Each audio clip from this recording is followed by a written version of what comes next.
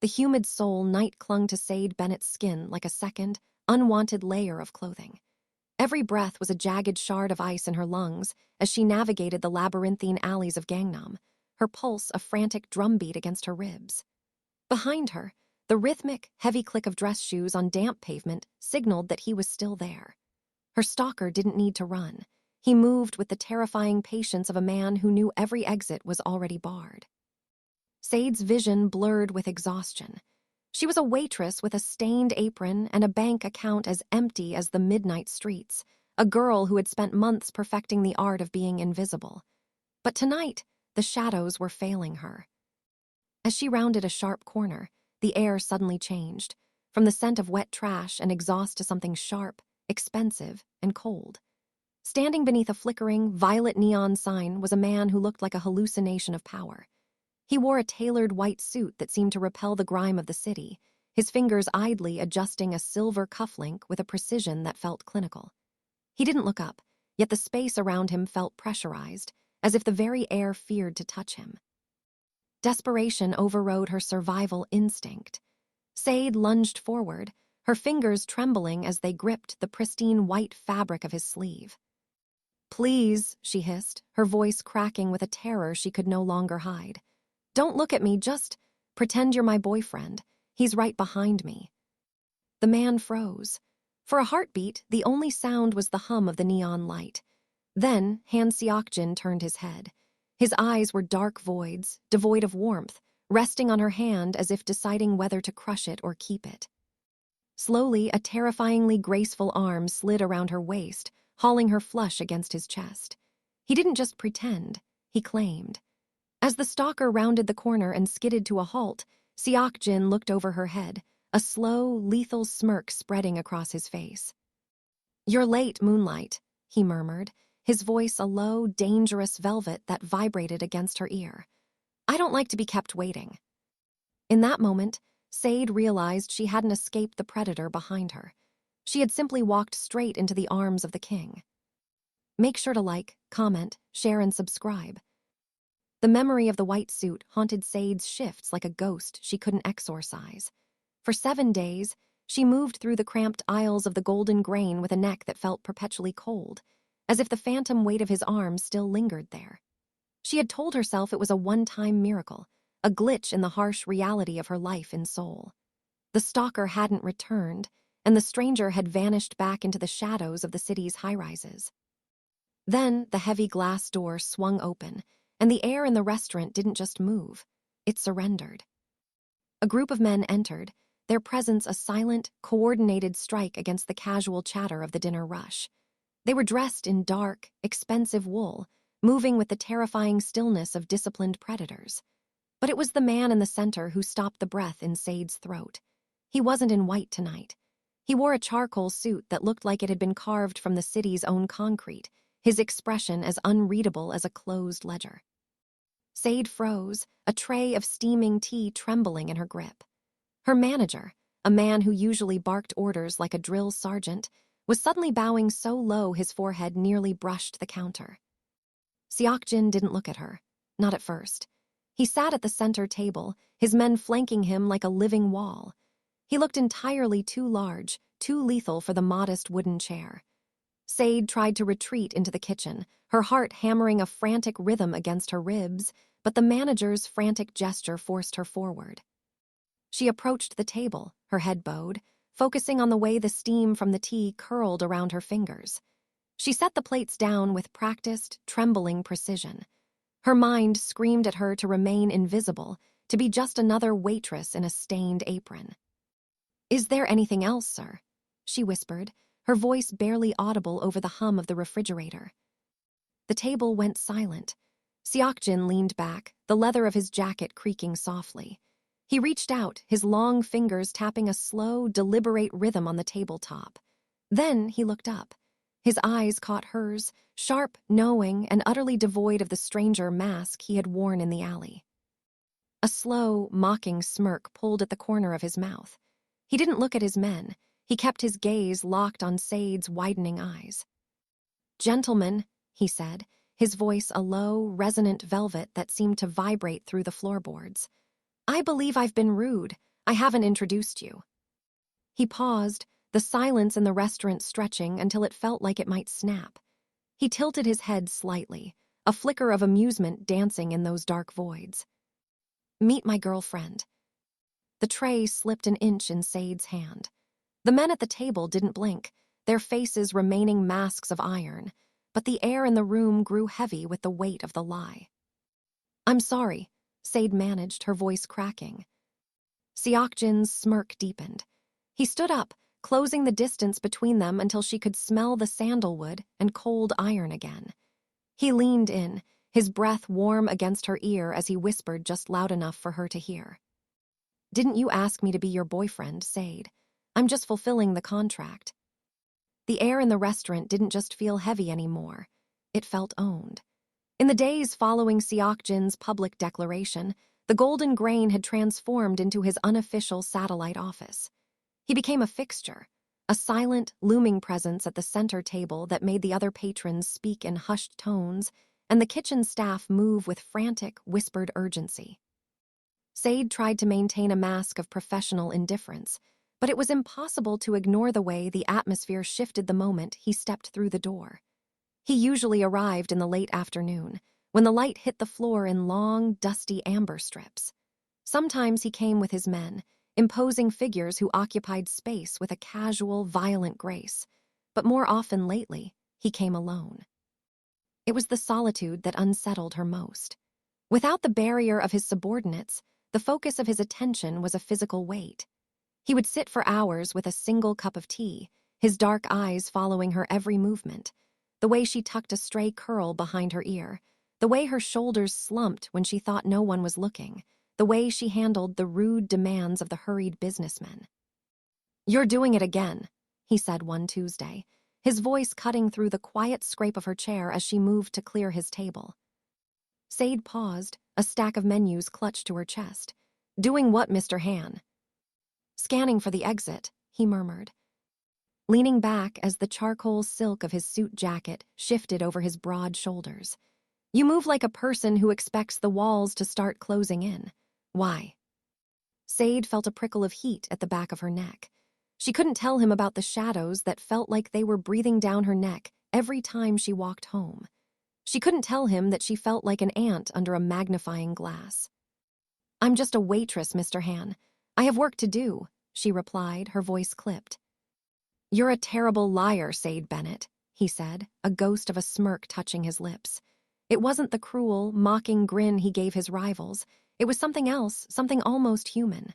"Sit. The restaurant is empty." "I can't, my manager." "Your manager is currently in the back counting napkins because I told him to," Seok-Jin interrupted calmly. He gestured to the chair opposite him. It wasn't a request. It was a directive wrapped in velvet. Sade sat, her heart hammering. For 20 minutes they talked about nothing important. The bitterness of the tea, the humidity of the Seoul summer, the way the natural light in the city felt different than it did in the States. Yet, in the silences between his short, calculated sentences, Sade felt a strange, terrifying sensation: safety. For the first time since the stalking began, the skin on her back didn't crawl. She realized with a jolt of fear that the most dangerous man in the city was the only place she felt she could breathe. As he stood to leave, he lingered for a moment, his shadow falling over her. "Tomorrow," he said, his eyes locking onto hers with a sudden, sharp intensity. "Don't make plans." Sade blinked, caught in the gravity of his gaze. "Why?" "Cinema," he said, his voice a low vibration. "A date, a real one this time." He walked out before she could find the words to say no, leaving her alone in the golden light, finally looking forward to a tomorrow she had previously spent months dreading. The invitation hung in the air of the restaurant long after the heavy glass door had clicked shut behind him.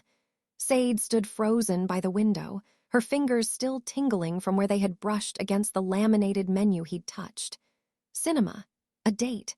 The words felt foreign, a language of normalcy she had forgotten how to speak. In the gritty reality of her life in Seoul, a life defined by double shifts, mounting bills, and the silent, terrifying pressure of the man in the shadows, a movie date felt like a beautiful, dangerous hallucination. The logical part of her brain, the part that had kept her alive this long, screamed a warning. Han Seok-Jin was not a man who watched romantic comedies or stood in line for overpriced popcorn. He was a man of charcoal suits and clinical silences, a man whose girlfriend introduction had been a tactical move, not a romantic one. She knew that entering his world was like stepping onto a frozen lake. It looked solid until the moment it shattered. To hope for something real from him was to invite a different kind of danger, one that wouldn't just bruise her skin, but would break her spirit. Yet, as she moved through the rest of her shift, the hope persisted. It was a stubborn, glowing ember that refused to be extinguished by her own cynicism. For months, she had lived as a ghost, scanning every street corner for a threat, feeling the weight of being an outsider in a city that didn't want to see her. But when Seok-Jin looked at her, he didn't see a waitress or a victim. He saw a person.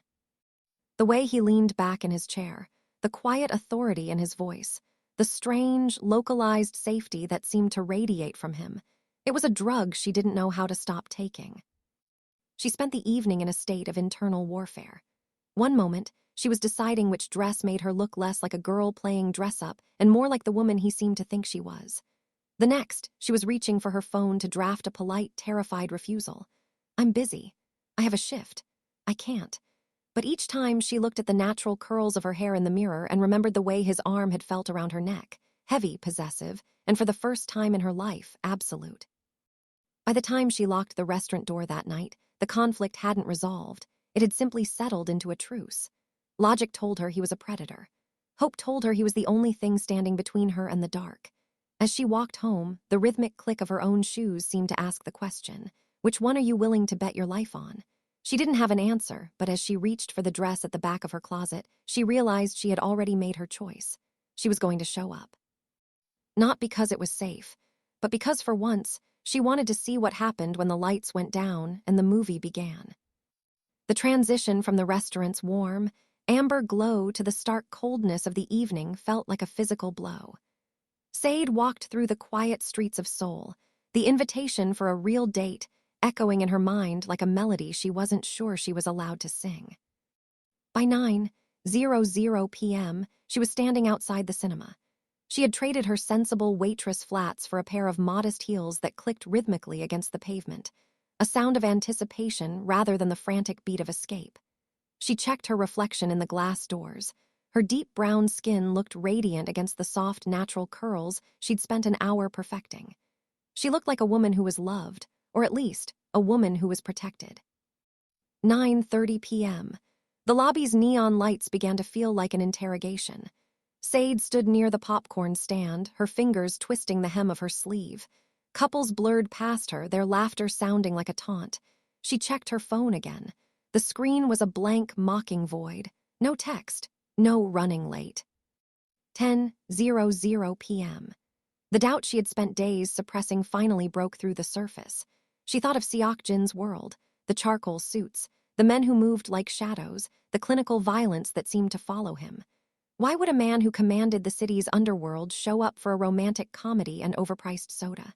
To him, she was likely just a memorable face, a brief curiosity in a life filled with blood and business. 10:45 p.m. Her chest tightened with a familiar, hollow ache. The excitement she had felt that morning now felt like a symptom of a fever. She wasn't a girlfriend. She was a waitress who had let a beautiful lie go to her head. By 11:46 p.m., the night had turned bitter. Sade stood up from the hard plastic bench, her movements stiff and heavy. She pushed through the cinema doors, the cold air biting at her exposed neck. The street was too quiet, the kind of silence that usually preceded a storm. She began the long walk home, her heels clicking a lonely, jagged rhythm. Her thoughts were a chaotic swirl of hurt and embarrassment. "I waited like an idiot," she whispered to the empty street. I actually believed him. She was so consumed by the sting of rejection that she almost didn't hear it at first. But then, there it was, the heavy, deliberate footfall on the asphalt behind her. It wasn't the ghost of Seok-Jin's protection. It was the original nightmare. The stalker had realized that tonight, the white suit wasn't coming. Miles away, in a warehouse that smelled of rust and ozone, Han Seok-Jin stood over his shattered phone. His white shirt was torn, his knuckles split and bleeding. He looked at the time on a subordinate's watch and felt a coldness that had nothing to do with the night air. He was a man who never missed a target, yet he had just missed the only thing that mattered. The humid soul night clung to Sade, skin like a second, unwanted layer of clothing. Every breath was a jagged shard of ice in her lungs as she navigated the labyrinthine alleys, her pulse a frantic drumbeat against her ribs. Behind her, the rhythmic, heavy click of dress shoes on damp pavement signaled that he was still there. Her stalker didn't need to run. He moved with the terrifying patience of a man who knew every exit was already barred. Sade's vision blurred with exhaustion. She was a waitress with a stained apron and a bank account as empty as the midnight streets, a girl who had spent months perfecting the art of being invisible. But tonight, the shadows were failing her. The safety she had briefly allowed herself to feel at the cinema had curdled into a cold, heavy lump of humiliation. 11:46 p.m. had passed, and the man in the white suit, the man who had claimed her as his own in front of the world, was nowhere to be found. As she rounded a sharp corner, the air suddenly changed. The streetlights flickered with a dying buzz, casting long, distorted shadows that seemed to reach for her ankles. Sade didn't look back, but she didn't have to. The rhythm of the footsteps behind her was no longer an echo, it was a physical weight. A hand, rough and smelling of stale cigarettes, clamped around her upper arm. Sade gasped, a small, choked sound, as she was yanked into the darkened, recessed entryway of a closed shop. She fought, her heels scraping against the concrete, but the grip was a vice. The stalker stepped out of the shadows, his face illuminated by the pale, sickly glow of a nearby vending machine. He looked unhinged, his eyes wide and bloodshot, a frantic energy radiating off him that hadn't been there before. "He's not coming, Sade," the man hissed, his face inches from hers, his voice a low, wet growl. "Your boyfriend is just a man in a costume. He's probably forgotten you even exist." The words stung more than the grip on her arm. The silence of the street seemed to confirm it. She was alone, truly, terrifyingly alone. Her mind flashed to the empty cinema bench, the cold popcorn, the slow realization that she had been a fool to believe a predator could also be a protector. "He forgot about you," the stalker sneered, his fingers digging into her skin until it bruised. "But I didn't. I've been watching. I know you better than he ever will." He began to drag her toward the deeper shadows of the alleyway. Sade's mind went blank with terror, her survival instinct finally screaming over the heartbreak. She opened her mouth to scream, but his other hand slammed over her lips, muffling the sound into a pathetic whimper. In that moment, staring into the dark, Sade realized that the only person coming to save her was a ghost she had invented in a restaurant. The screech of tires was the only warning before the world exploded into motion. The black sedan hadn't just stopped. It had claimed the street, its headlights pinning the stalker against the brick wall like a specimen under a microscope. Before the engine had even cut out, Han Seok-Jin was out of the car. He moved with a terrifying, silent fluidity that Sade had never seen in the restaurant. The expensive charcoal silk of his shirt was unbuttoned at the collar, clinging to him with sweat and splattered with fresh, dark crimson that hadn't come from him. His eyes were no longer the unreadable voids she had grown accustomed to. They were burning with a primal, focused lethalness.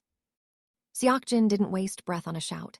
He reached the entryway in 3 strides, his hand snaking out to bridge the distance. With a sickeningly efficient wrench, he tore the stalker away from Sade. The man's back hit the brick with a dull thud that made Sade's own lungs ache. Seok-Jin didn't stop. He delivered a brutal, calculated strike to the man's solar plexus, followed by a short, sharp hook to the jaw. Each hit was precise, fueled by a rage so cold it seemed to drop the temperature of the alley. The stalker collapsed into a heap, gasping for air that his lungs couldn't find. He looked up, his face a mask of terror as he realized the boyfriend wasn't a costume, it was a death sentence. Behind Seok-Jin, 2 more cars arrived, their doors opening in unison. Men in dark suits moved in, dragging the half-conscious attacker toward the shadows of a waiting trunk. They handled him like a chore, a piece of refuse to be discarded before the city woke up. Seok-Jin finally turned to Sade. The violence vanished from his frame, replaced by a sudden, jarring stillness. He took a cautious step toward her, his chest heaving, his hand reaching out as if to check if she were real. "Sade," he said, his voice dropping into that low, resonant velvet. "Are you hurt?" Sade didn't move toward him. She looked at the blood on his knuckles, the crimson on his chest, and then at the empty space where her life used to be. The terror was gone, but in its place was a sharp, jagged heartbreak. "Don't touch me," she whispered, her voice cracking. She stepped back, her eyes wet with a mix of leftover fear and fresh, burning betrayal. Seok-Jin paused, his hand frozen in the air. "I had a complication. The meeting, the phones were taken. I came as soon as I could break the perimeter." "A complication?" Sade laughed, a harsh, brittle sound. "I sat on that bench for 3 hours, Seok-Jin. I sat there like an idiot, looking at the door, thinking I actually mattered to someone like you. I waited until the lights went out." She looked at the men in the black cars, realizing for the first time that the safety she felt around him was just the shadow of a much larger, darker monster. "You left me," she said, the words hitting harder than any blow he had dealt. "You showed me exactly who you are. You're just another man who isn't there when it counts. Let me go, Seok-Jin. I don't want your protection if it comes with this much blood." She turned and walked away into the dark, leaving the king of the underworld standing alone under a flickering street lamp, his knuckles still bleeding into the asphalt. The silence following her words was heavier than the violence that had preceded it. Sade stood on the cracked pavement, her chest heaving, her eyes fixed on the dark. Drying stains on Seok-Jin's white shirt.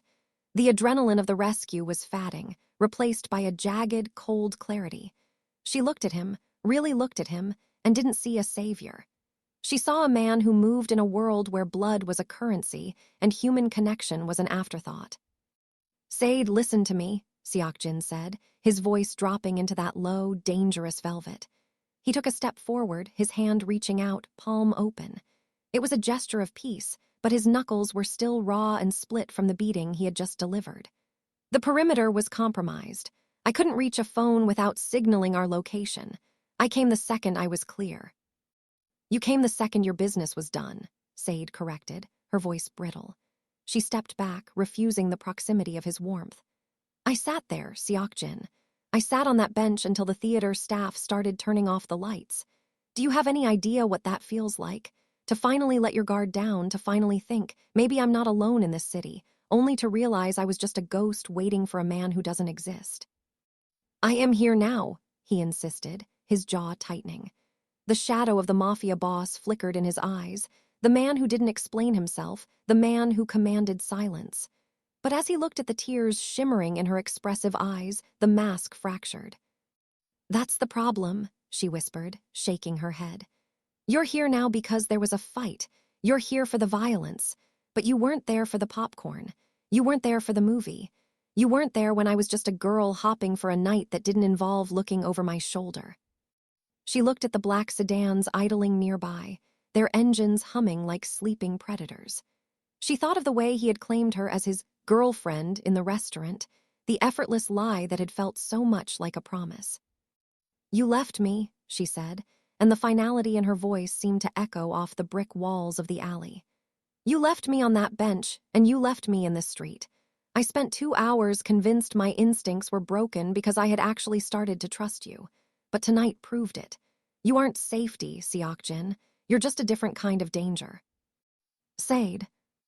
"Don't follow me," she snapped, her voice breaking as she turned away. "I don't want to be a part of your complications. I just want to go home." She walked away, her heels clicking a sharp, lonely rhythm against the asphalt. She didn't look back, not even when she heard the heavy, frustrated silence of the man standing behind her, a king who had saved her life but lost the only thing he had actually wanted to keep. The apartment felt smaller than it had that morning, the walls pressing in with the weight of everything Sade had tried to outrun. She sat on the edge of her bed, her hands still shaking as she stared at the bruises blooming like dark flowers on her arm where the stalker had gripped her. The silence of the room was absolute, yet her mind was a roar of Seok-Jin's cold eyes and the sound of breaking bone. She had closed her door to the monster in the white suit, but as a soft, rhythmic knock sounded against the wood, she realized the locks were no longer enough. Sade, we need to talk about the inheritance. The voice was smooth, cultured, and carried an American lilt that felt like a ghost from a life she had barely known. Sade froze. She hadn't opened the door, yet there he was, a man standing in the shadows of her kitchenette as if he had always belonged there. He was older than her, his features a sharper, more arrogant reflection of the father she had only seen in grainy photographs. He wore a suit that cost more than her annual rent, and his eyes held the same predatory stillness she had seen in Seok-Jin. "Who are you?" she whispered, her voice cracking. "Your blood, unfortunately," he replied, stepping into the dim light. "I'm Marcus, our father's legitimate legacy, and you are the complication he left behind in a waitress's apron." He walked toward her, his movements clinical. He didn't look like a man here for a reunion. He looked like a man clearing a ledger. "The man who followed you tonight wasn't a common obsessed fan, Sade. He was a professional kidnapper. My professional. I didn't want you dead, not yet. I wanted you off the board. I wanted you back in the States, tucked away where your existence couldn't threaten the restructuring of the family's assets." Sade's breath hitched. "You sent him all these months. That was you. Our father's organization is a fragile thing since he passed. I can't have an illegitimate daughter surfacing when the council is looking for any excuse to seize control," Marcus said, his voice devoid of warmth. "I thought a bit of fear would drive you back across the ocean. I didn't account for you running into the arms of a man like Han Seok-Jin. Do you have any idea who he is? Who he really is?" He leaned down, his face inches from hers. "He is the butcher who carved the heart out of our father's territory.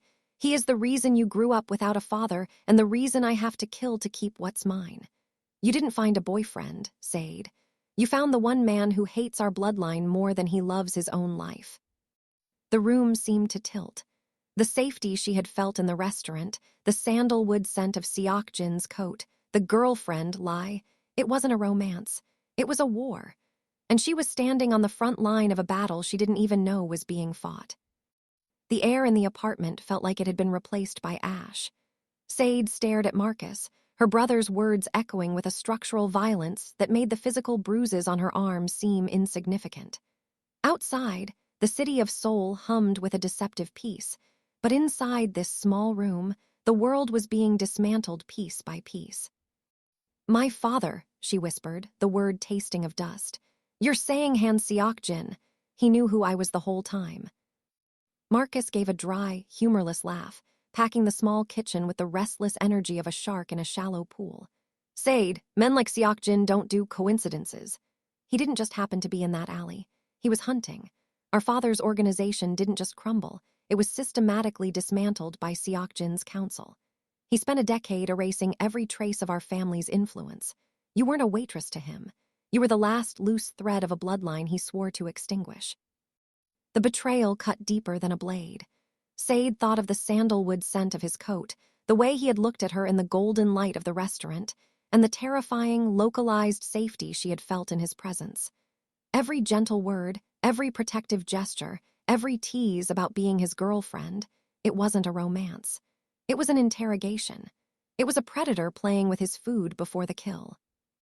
"He was using me," she said, her voice a hollow shell of itself. "To get to the rest of the family, to get to you." "Precisely," Marcus said, stopping in front of her. "And now that I've surfaced to claim you, he has exactly what he wants. He's probably outside right now, waiting for the signal to finish what he started 20 years ago. You're the bait, Sade. You've always been the bait." Sade closed her eyes, and to her horror, the first thing she felt wasn't hatred. It was a crushing, agonizing grief. Despite the blood on his knuckles, despite the charcoal suits and the lies, her heart betrayed her. She realized with a sickening jolt that she was already in love with the man who had been sent to destroy her. She loved the monster who had seen her when the rest of the world looked away, even if he had only been looking to find a target. A heavy, familiar vibration shook the floorboards. A black sedan had pulled up to the curb below, its headlights cutting through the darkness of her room like twin searchlights. "He's here," Marcus whispered, drawing a sleek, silenced pistol from his jacket. "And only one of us is walking out of this room." Sade looked at the door, her pulse a frantic drumbeat. She was caught between a brother who had tried to kidnap her and a lover who had been born to hate her.